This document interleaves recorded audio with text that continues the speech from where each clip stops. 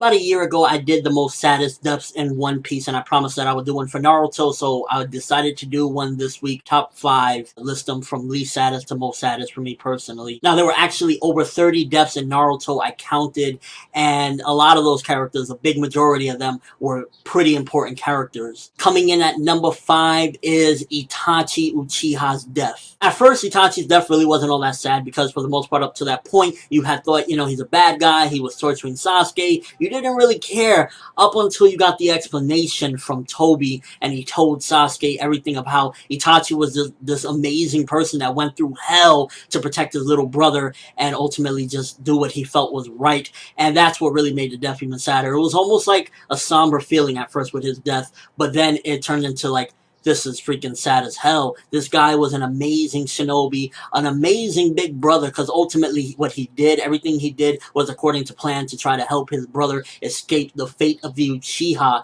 And that right there made it really sad. And ultimately, towards the end, when Sasuke was crying, if you felt it, you really felt it for Itachi's death. He wasn't the nicest guy or anything throughout his life of what we saw, but when we finally realized the truth and found out everything, I felt as though it made the death pretty damn sad. Coming in at number 4 is Asuma Sarutobi's death. Asuma's death did a lot of different things. It gave character development to his squad, Shikamaru, and ultimately it was just freaking sad. The music that they played during the anime when that part happened, and the little speech that he gave to Shikamaru telling him basically about the king and who you gotta really protect.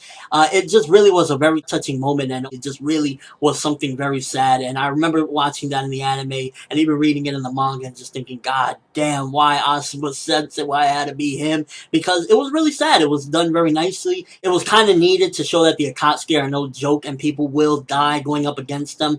And it was just really freaking sad, honestly. If you didn't feel it for Asuma Sensei, I don't know where your heart been. Coming in at number 3 is Kushina and Minato's death. When we seen it in the flashback, it was freaking downright heart-wrenching to see the speeches that they gave to their son, their newborn, and to see that Kushina especially, she really didn't want to die. Like, she hated the fact that she wouldn't be able to see her son grow up into becoming a grown man, and just the fact that she had to die in general. It was really a sad moment, and seeing the Nine Tails pierce right through both of them with one of his fingers, and they're all bloody. It was such a sad, depressing moment, and it's definitely one of those memorable deaths that is like, damn, that was so freaking sad. And that's why I gave it number 3, because I felt as though it's just something throughout all the deaths we've seen in Naruto for a flashback of characters that we rarely, we got little glimpses, we heard here and there about them, but we didn't get much up until that point. And for it to be that impactful for 2 characters, I thought that was pretty freaking amazing and handled very well. Not to mention in the anime, they did a freaking phenomenal job with the animation, the music, the voice acting, and all around the total package. Coming in at number 2 is the 3rd Hokage, Hiruzen Sarutobi. That death right there was one of the first very impactful. It probably was the first impactful death in Naruto. It showed that nobody is safe at this point when things happen, and that war does lead to casualties, even if it can be the leader sometimes. And not only did it, as a story-wise, it was a great moment because it just it moved everything and showed that people had to change. They needed a new Hokage, but it also just was sad as hell because he was such an amazing man. He tried his best for the village. He did everything he possibly could to help people. He was a great person, and to see that great person suffer that fate because of one of his students, his own students, that he tried his best to even help him. Even when his student was going bad, he let his student go. It really was a heart-wrencher, and Sarutobi, the 3rd Hokage, is definitely one of the saddest deaths in Naruto, and that's why it definitely deserves number 2 on my top 5 saddest deaths in Naruto. Number 1 definitely goes to Jiraiya.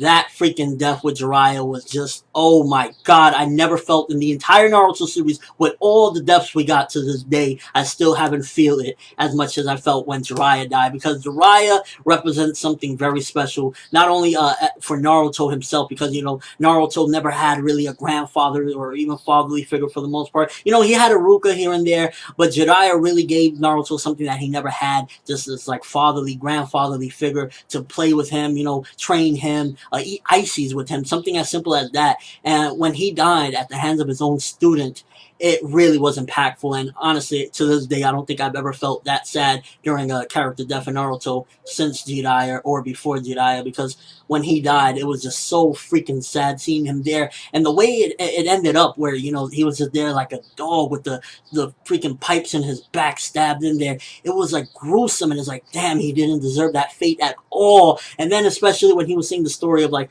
oh, I guess this is how this part ends, and he was sinking to the bottom of the ocean, that shit got me really good, honestly. Again, there has been a lot of other deaths as well that were very notable. For example, Haku and Zabuza were really freaking sad when they died. I was pretty, you know, touched by that. That was one of the first deaths in Naruto. And, you know, there was a few other deaths that were important, such as Yahiko, Konan, Nagato. Out of all those deaths, I would say that the 5 that I picked are definitely some of the most saddest. Let me know who are the top 5 most saddest deaths in Naruto for you. Who really made you cry? Who touched the heartstrings? And who ultimately just was like, damn, that's so freaking sad for you. But that's all I have for this video. Thanks for watching. Hope you enjoyed. Thumbs up for those deaths, because at the end of the day, those deaths were really impactful, and ultimately they led for amazing moments and really just heart-touching. For Neverworld, and as always, people, have an awesome day.